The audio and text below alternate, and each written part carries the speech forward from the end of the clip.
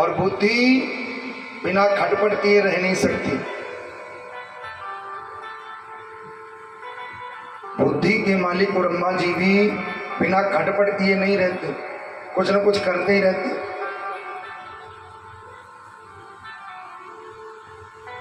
ब्रह्मा जी ने मन में विचार किया, मैं कौन हूं, कहां से आया हूं, चलो पता करें। तो ब्रह्मा जी ने फिर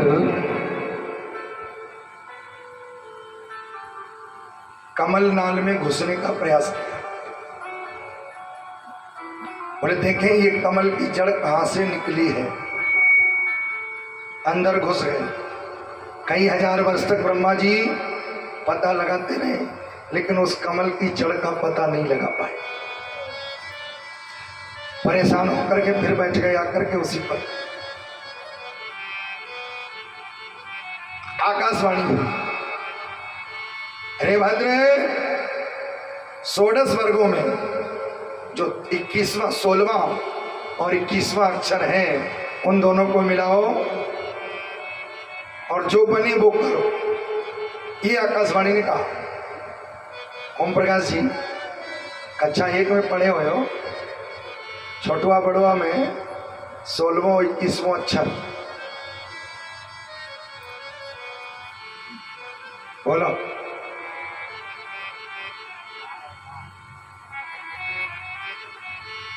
जमाने बीत गए, कल की बात याद नहीं रखती है तो अब हमारे तो मान लो रोज सुनाते हैं इसलिए याद है। 16वां अक्षर है ता, 21वां अक्षर है पा, दोनों मिला करके क्या बना तप। ब्रह्मा जी तप करिए, और ब्रह्मा जी तो तप करने बैठ गए।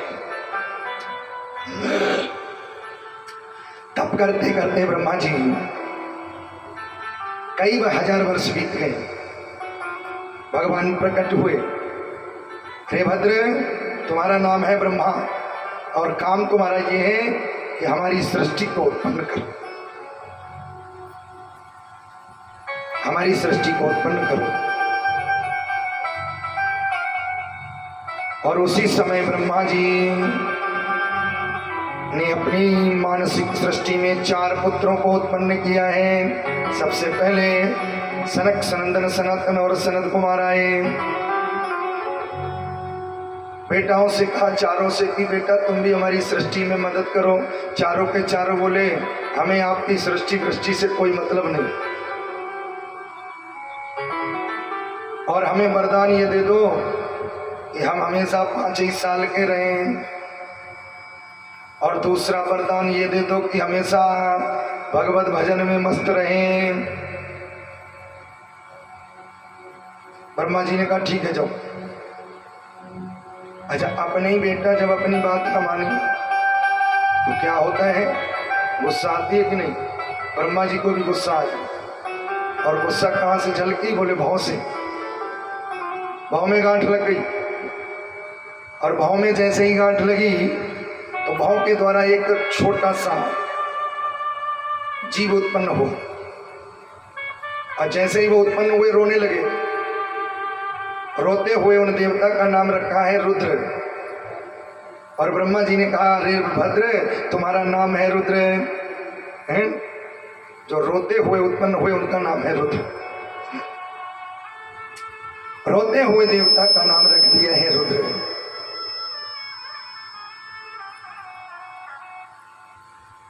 नाम रख दिया है रुद्र।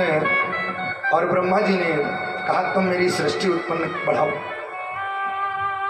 तो जो जैसा होता है, तामसी देवता थे, क्रोध के द्वारा, क्रोध होता है तामसी भाव, क्रोध के द्वारा उत्पन्न हुए वो रुद्र देवता जैसे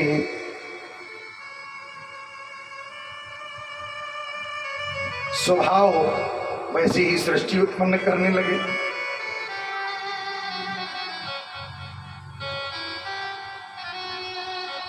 जितने भी विषैले जीव थे, सर्प, बिच्छू, इन सबको उत्पन्न करना प्रारंभ कर दिया। ब्रह्मा जी ने जैसे ही देखा ये तो सृष्टि में साधक नहीं बाधक है, ये तो खा खा करके जितनी भी सृष्टि होगी उसको नष्ट और करेंगे। हाथ जोड़ लिए भैया, तुम भी बैठो भगवान का भजन करो, हमें ऐसी सृष्टि नहीं करवानी। वो भी बैठ गए। और अब की बार ब्रह्मा जी ने अपने मानस पुत्रों में 10 पुत्रों को उत्पन्न किए हैं। अत्रि, अंगिरा, वशिष्ठ, भृगु, क्रतु, पुलह, पुलस्त्य आदि आदि नारद के सहित 10 बेटा उत्पन्न करे। उन बेटाओं से कहा तुम भी सृष्टि उत्पन्न करो। लेकिन जब सृष्टि ज्यादा नहीं बढ़ी तब ब्रह्मा जी ने क्या काम किया, अपने दाहिने भाग से एक पुरुष को उत्पन्न किया और बाएं भाग से स्त्री को बनाया है। पुरुष का नाम रखा है मनु और स्त्री का नाम रखा है शत्रुघ्न। मनु महाराज की संतान होने के कारण हम लोग क्या कहलाए, मनुष्य। तो मनुष्य, मनु महाराज की संतान होने के नाते हम लोग मनुष्य कहलाए। इन्हीं मनुष्य महाराज के मैथुनी सृष्टि के द्वारा 5 संतानें हुई, 3 बेटियां और 2 बेटा। बेटियों के नाम है आकुति, देवहूति, प्रसूति। सबसे बड़ी बेटी जो कि रुचि प्रजापति के साथ में विवाह हुआ, इनके यहाँ साक्षात धर्म की मूर्ति बेटा बनकर के आए यज्ञदेव। और इनको पत्नी मिली दक्षिणा नाम वाली। बोलिए यज्ञ भगवान की। दूसरी बिटिया जो तीसरे नंबर की थी, जिसका नाम था प्रसूति महारानी, छाया से उत्पन्न हुए। ब्रह्मा जी ने छाया से उत्पन्न किया था दक्ष को और शरीर से उत्पन्न किया था दक्ष को, और छाया से उत्पन्न किया है कर्दम जी को। तो जो दक्ष थे, तो इनकी जो मनु महाराज की जो तीसरी नंबर की कन्या थी जिसका नाम था प्रसूति, वो ब्याही गई दक्ष को। और जो बीच वाली बिटिया थी जो कर्दम जी को ब्याही गई।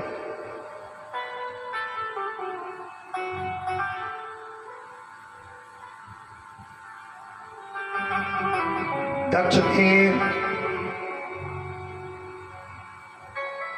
प्रसूति महारानी के द्वारा 16 कन्याएं हुई। 16, एक भी बेटा नहीं हुआ।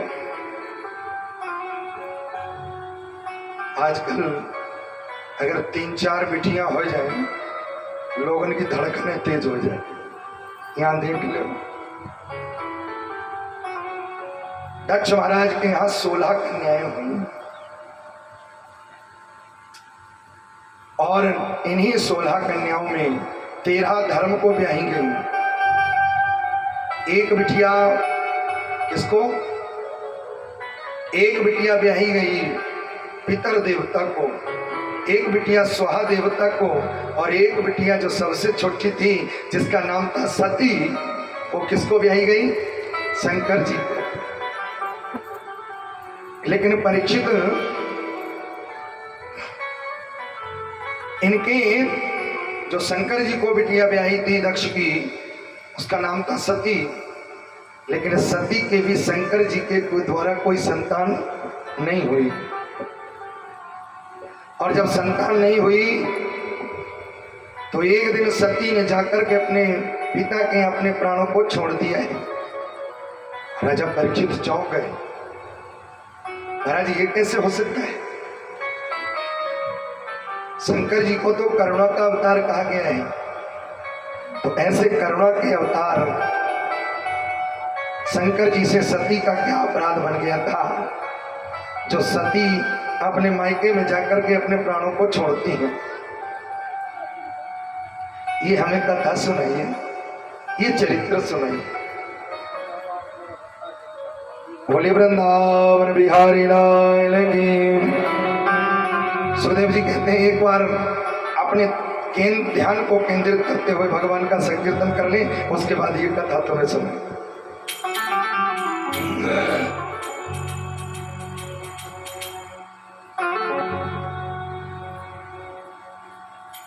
अरे राधे राधे गाए जा कृष्ण को मनाएगा।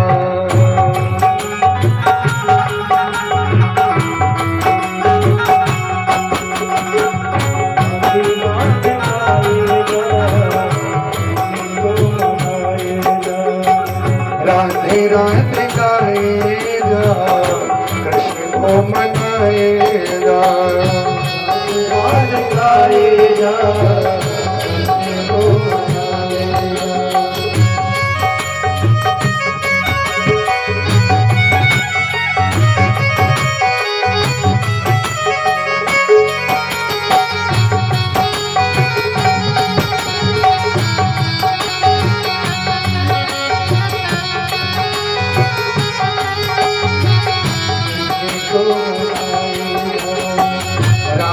राधे गाकर अपने भाग्य को जगाएगा। राधे गाकर अपने भाग्य को जगाएगा। राधे गाकर अपने भाग्य को जगाएगा। राधे गाकर अपने भाग्य को जगाएगा। भाग्य को जगाकर चरणार विंद पाएगा। भाग्य को जगा के चरणार विंद पाएगा। राधे राधे गाएगा, राधे राधे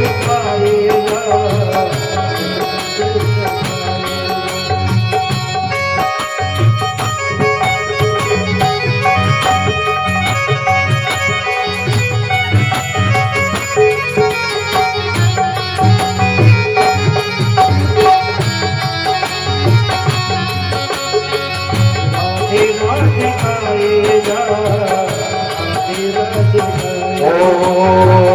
राधे राधे गाएगा, कृष्ण को। श्री शंकर भगवान दी।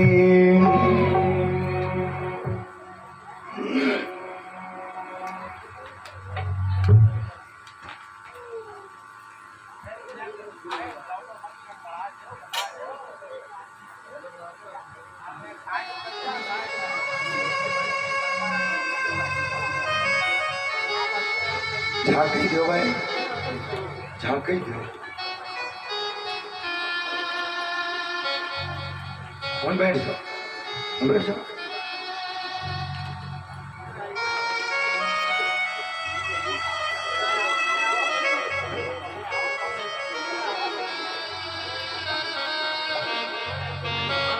देखिए, बड़ी सुंदर कथा है शंकर जी की और सती की।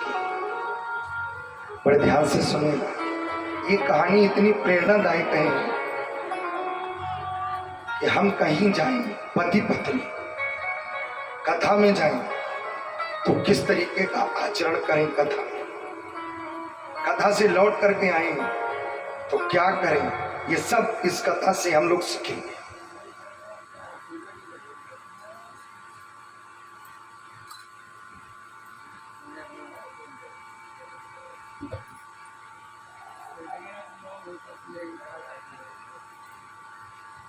एक बार की बात है,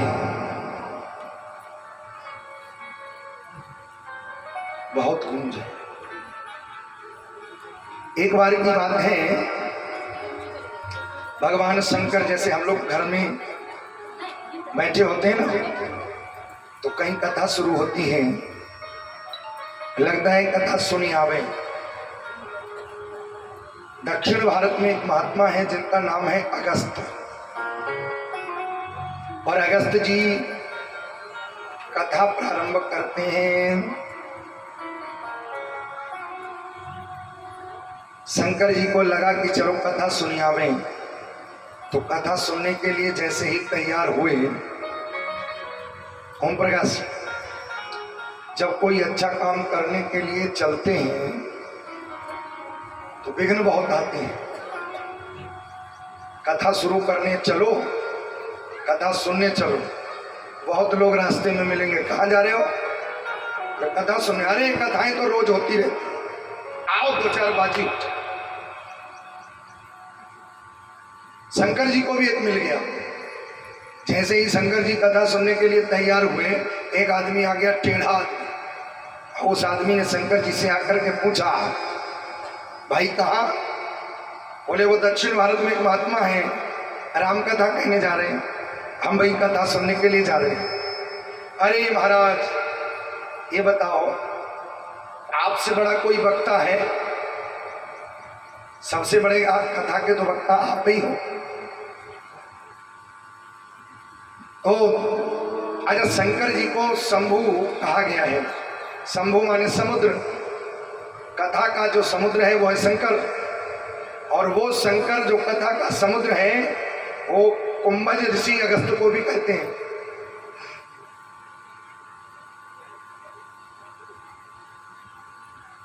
कुंभज ऋषि अगस्त को भी कहते हैं। अच्छा, कुंभज किसे कहते हैं? कुंभज कहते हैं, कुंभ माने घड़ा, आज माने बेटा, जो घड़े का बेटा हो। अच्छा, कथा का जो समुद्र है वो घड़े के बेटे के पास में कथा सुनने को जाता। तो बड़ी विचित्र बात लगी उस टेढ़े आदमी कही, लेकिन शंकर जी ने भी ऐसा उत्तर दिया उसको। कभी कभी कोई व्यक्ति टेढ़े आदमी को ऐसा उत्तर देता है जो मुंह से आवाज नहीं आती। शंकर जी ने भी बड़ी सुंदर बात कही उस टेढ़े व्यक्ति से। उस व्यक्ति ने कहा कि कथा का समुद्र एक घड़े के बेटे के पास में कथा सुनने के लिए जाए। शंकर जी ने कहा, सुनो भैया, कथा का वक्ता छोटा हो सकता है, लेकिन वो जिसकी कथा कह रहा है उससे बड़ा कौन हो सकता है। हमें कथा के वक्ता से मतलब नहीं है, हमें तो कथा से मतलब है? आदमी की शंकर जी ने बोलती बंद कर दी है। और शंकर जी आए, लेकिन अकेले नहीं आए। एक बार त्रेता जुग माही,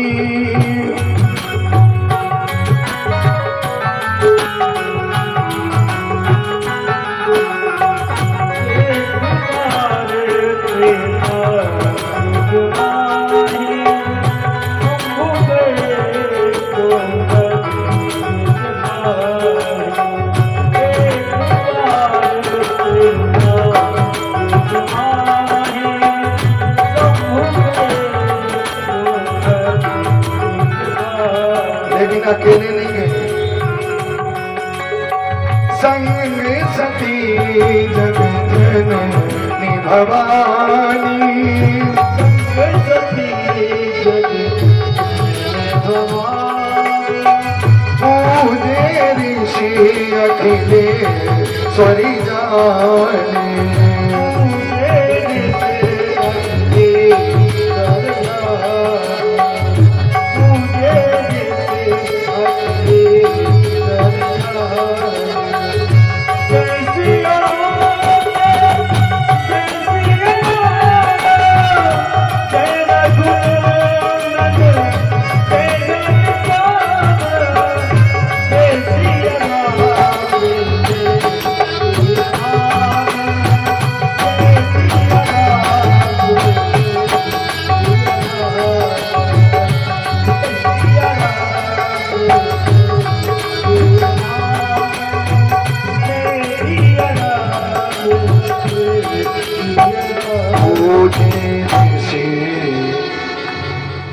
आज शंकर जी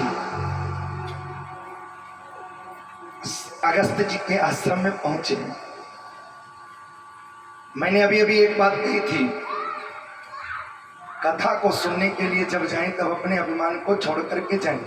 शंकर जी जहां कथा होती है वहां सुनने के लिए जाते हैं। एक बार किसी व्यक्ति ने पूछा शंकर जी से कि काग मुसुंडी जब कथा कहते हैं पक्षी के रूप में, और आप कथा सुनने के लिए जाते हो, तो आपको देख करके, क्योंकि जब पक्षी कथा कहेगा तो पक्षी ही सुनने के लिए जाएंगे, तो जब आप ये रूप धारण करके जाते हो, वहां लोग आपको देख करके आश्चर्य नहीं करते कि आप शंकर जी कथा सुनने के लिए आए।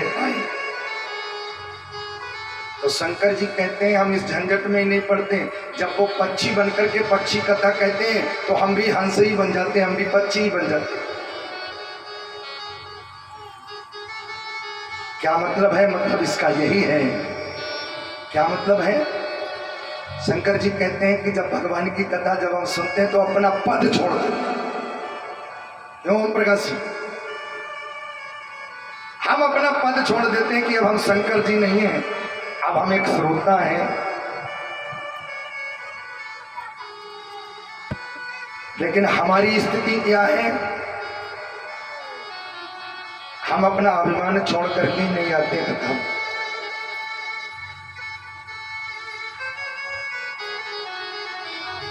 तो शंकर जी पहुंचे, कथा के वक्ता ने उतर करके शंकर जी का स्वागत किया है।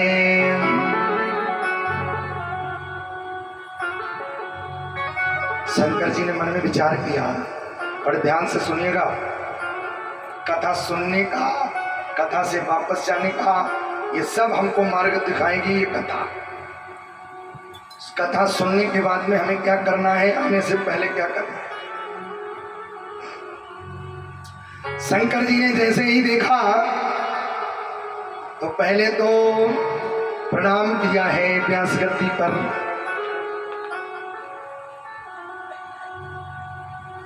कथा के वक्ता ने भी शंकर जी का स्वागत किया है। आइए आइए, स्वागत है। और उतर करके शंकर जी का स्वागत। शंकर जी ने मन में विचार किया, ये कथा का वक्ता कितना सरल है? इसने अपने जीवन में कथा को कितना उतारा है।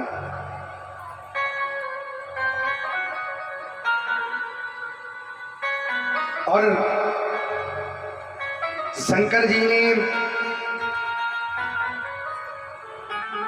धन्यवाद देने के बाद में, शंकर जी के साथ में कौन है? बोले शंकर जी की पत्नी। उन्होंने भी शंकर जी के साथ में कथा में प्रवेश किया। तो कथा के वक्ता ने पार्थ सती को देखा, और सती को देख करके सती की भी पूजा अर्चना की।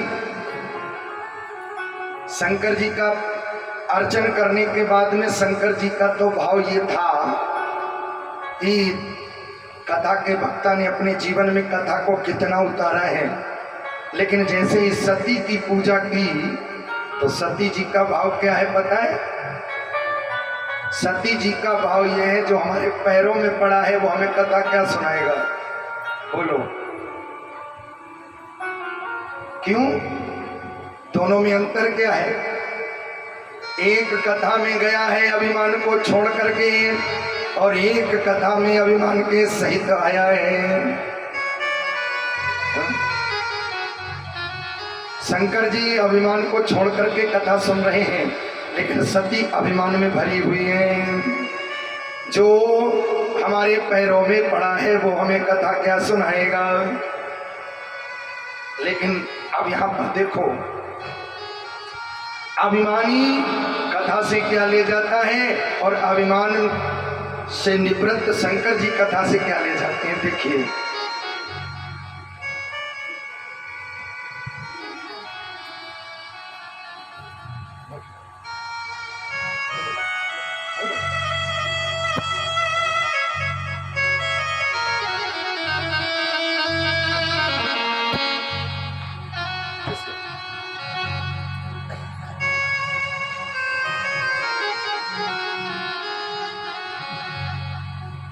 शंकर जी ने बड़े मन से कथा को सुना। सती ने कहा कि अब आ गई हैं इनके साथ में तो टाइम तो पास करना ही पड़ेगा, टाइम पास करना। लेकिन जिसने टाइम पास किया और जिसने कथा सुनी, दोनों में अंतर देखिए। क्या मिलता है टाइम पास करने वाले को, और जिसने कथा को सुना है उसे क्या मिला है।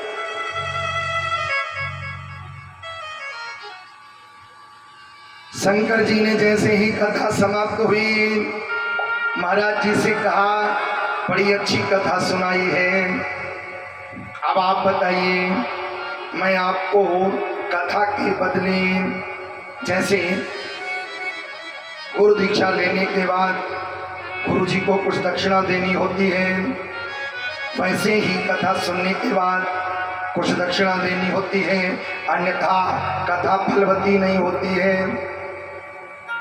इसलिए महाराज अब ये बताइए, मैं आपको कथा के बदले में क्या दे दूं?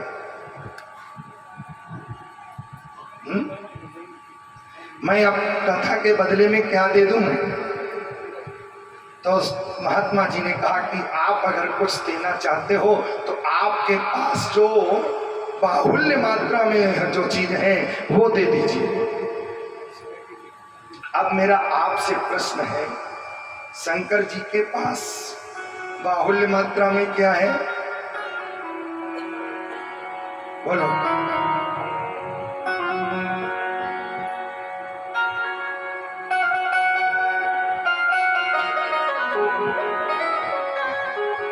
शंकर जी के पास बाहुल्य मात्रा में, गीता कहती है वैष्णवानाम यथा शंभु। भगवान के भक्तों में अग्रगण्य सबसे ज्यादा कौन है? शंकर जी। और भक्त के पास में सबसे ज्यादा क्या वस्तु है? भगवान की भक्ति। महात्मा जी ने कहा, आप उस भक्ति में से थोड़ी भक्ति हमें प्रदान कर दीजिए।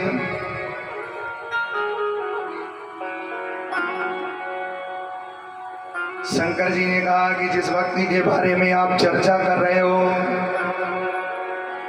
वो देनी नहीं पड़ती है, वो तो अपने आप ही आ जाती है। कैसे? मुनि दोरे लवे हरि भगति नरे। शंकर जी ने कहा, महात्मा जी वो किसी को देनी नहीं पड़ती है, वो तो अपने ही आप आ जाती है। कैसे? सुनिए। मुनि दोरे लवे हरि भगति नरे, पावहि बिनहि प्रयास, और ध्येय कथा निरंतरे, काहि मानि विश्वास। ध्येय कथा निरंतरे, सुनहि मानि विश्वास। भक्ति देनी नहीं पड़ती है, वो तो भगवान की कथा सुनते सुनते सुनते सुनते सुनते सुनते अपने ही आप हृदय में भक्ति का प्रादुर्भाव हो जाता है। महात्मा जी ने कहा, ठीक है। और उसी समय शंकर जी ने हाथ जोड़े हैं, महाराज अब चलते हैं। हमारी स्थिति क्या है? कथा खत्म भाई, प्रसाद दे। क्यों? शंकर जी क्या करते हैं? अरे मुनि सन विदान। महाराज राम राम, बड़ी सुंदर कथा सुनाई, बहुत धन्यवाद है। राधे राधे, ओम नमः शिवाय, नारायण। हम प्रसाद बंटना चालू हुआ, प्रसाद की ओर चल गए। शंकर जी क्या सिखाते हैं? शंकर जी कहते हैं, महाराज चलते हैं। अरे मुनि सन विदा मांगे मुरारी, मुनि सन विदा मांगे मुरारी, मुनि सन विदा मांगे मुरारी। चले वो भवन संग तब कुमारी,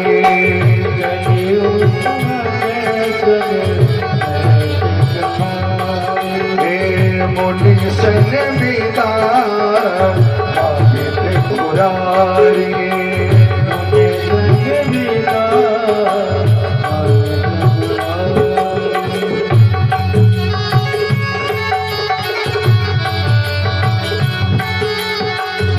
चले वो भवन। मुनिषा ने पिता हाथ जोड़कर के निवेदन किया, अच्छा चलते हैं महाराज। बीच रास्ते मर जा रहे। शंकर जी का मन हुआ क्या कि जिनकी हमने कथा सुनी है उनका अगर दर्शन भी हो जाए तो क्या कहें, और जिन्होंने